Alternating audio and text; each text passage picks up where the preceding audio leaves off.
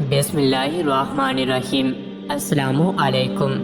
روزانہ واقعات سننے کے لیے اس چینل کو سبسکرائب کریں۔ حضرت عبد المطلب کے تمام بیٹوں میں سب سے زیادہ باپ کے لاڈلے اور پیارے حضرت عبداللہ تھے، چونکہ ان کی پیشانی میں نور محمدی صلی اللہ علیہ وسلم اپنی پوری شان و شوکت کے ساتھ جلوہ گر تھا، اس لیے حسن و خوبی کے پیکر اور جمال صورت و کمال سیرت کے آئینہ دار اور عفت و پارسائی میں یکتائے روزگار تھے۔ قبیلہ قریش کی تمام حسین عورتیں ان کے حسن و جمال پر فریفتہ اور ان سے شادی کی درخواست گار تھیں، مگر عبد المطلب ان کے لیے ایک ایسی عورت کی تلاش میں تھے جو حسن و جمال کے ساتھ ساتھ حسب و نسب کی شرافت اور عفت و پارسائی میں بھی ممتاز ہو۔ عجیب اتفاق کہ ایک دن حضرت عبداللہ شکار کے لیے جنگل میں تشریف لے گئے تھے۔ ملک شام کے یہودی چند علامتوں سے پہچان گئے تھے کہ نبی آخر الزماں کے والد ماجد یہی ہیں، چنانچہ ان یہودیوں نے حضرت عبداللہ کو قتل کرنے کی کوشش کی۔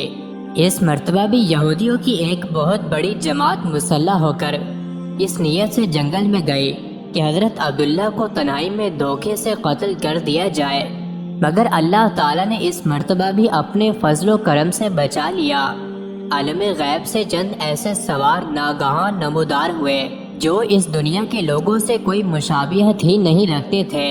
ان سواروں نے آ کر یہودیوں کو مار بھگایا اور حضرت عبداللہ کو بحفاظت ان کے مکان تک پہنچا دیا۔ وہب بن مناف بھی اس دن جنگل میں تھے اور انہوں نے اپنی آنکھوں سے یہ سب کچھ دیکھا، اس لیے ان کو حضرت عبداللہ سے بے انتہا محبت و عقیدت پیدا ہو گئی اور گھر آ کر یہ عزم کر لیا کہ میں اپنی نور نظر حضرت آمنہ کی شادی حضرت عبداللہ ہی سے کروں گا۔ چنانچہ اپنی اس دلی تمنا کو اپنے چند دوستوں کے ذریعے انہوں نے عبد المطلب تک پہنچا دیا۔ اللہ کی شان کے عبد المطلب اپنے نور نظر حضرت عبداللہ کے لیے جیسی دلہن کی تلاش میں تھے، وہ ساری خوبیاں حضرت آمنہ بنت وہب میں موجود تھیں۔ عبد المطلب نے اس رشتے کو خوشی خوشی منظور کر لیا۔ چنانچہ 24 سال کی عمر میں حضرت عبداللہ کا حضرت بی بی آمنہ سے نکاح ہو گیا اور نور محمدی صلی اللہ علیہ وسلم حضرت عبداللہ سے منتقل ہو کر حضرت بی بی آمنہ کے شکم اطہر میں جلوہ گر ہو گیا، اور جب حمل شریف کو 2 مہینے پورے ہو گئے تو عبد المطلب نے حضرت عبداللہ کو کھجوریں لینے کے لیے مدینہ بھیجا یا تجارت کے لیے ملک شام روانہ کیا۔ وہاں سے واپس لوٹتے ہوئے مدینہ میں اپنے والد کے ننھیال بنو عدی بن نجار میں 1 ماہ بیمار رہ کر 25 برس کی عمر میں وفات پا گئے اور وہی دار نابغہ میں مدفون ہوئے۔ ایک روز حضرت عبد المطلب خانہ کعبہ میں حجر اسود کے پاس بیٹھے ہوئے تھے، ایسے میں ان کے پاس نجران کے عیسائی آ گئے۔ ان میں ایک پادری بھی تھا۔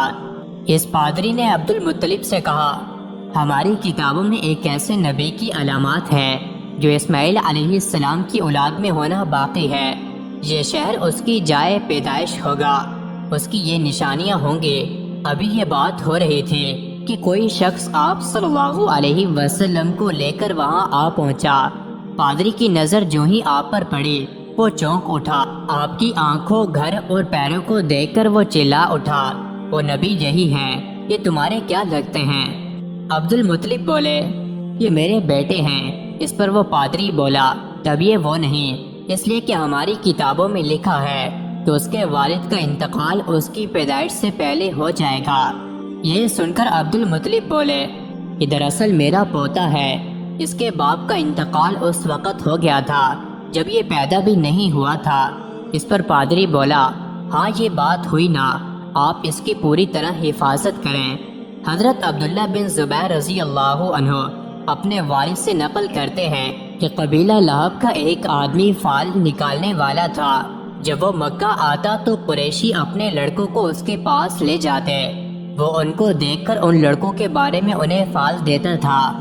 حضرت زبیر رضی اللہ عنہ کہتے ہیں کہ ایک دفعہ ابو طالب کے ہمراہ باقی لڑکوں کے ساتھ حضور صلی اللہ علیہ وسلم بھی تشریف لائے، جبکہ آپ صلی اللہ علیہ وسلم ابھی لڑکے تھے۔ اس فال والے نے ایک نظر آپ کو دیکھا، پھر اپنے کام میں مصروف ہو گیا۔ جب فارغ ہوا تو کہنے لگا، اس لڑکے کو میرے پاس لاؤ۔ جب ابو طالب نے اس کے حرص کو دیکھا تو آپ صلی اللہ علیہ وسلم کو غائب کر دیا اور وہ فال والا پکارنے لگا، تم ہلاک ہو جاؤ، اس لڑکے کو میرے پاس لے آؤ جسے میں نے ابھی دیکھا تھا۔ اللہ کی قسم ضرور اس لڑکے کی عظیم شان ہوگی۔ اور ابو طالب آپ صلی اللہ علیہ وسلم کو لے کر چلے گئے۔ مزید ایسی ہی ویڈیوز کے لیے چینل کو ضرور سبسکرائب کریں۔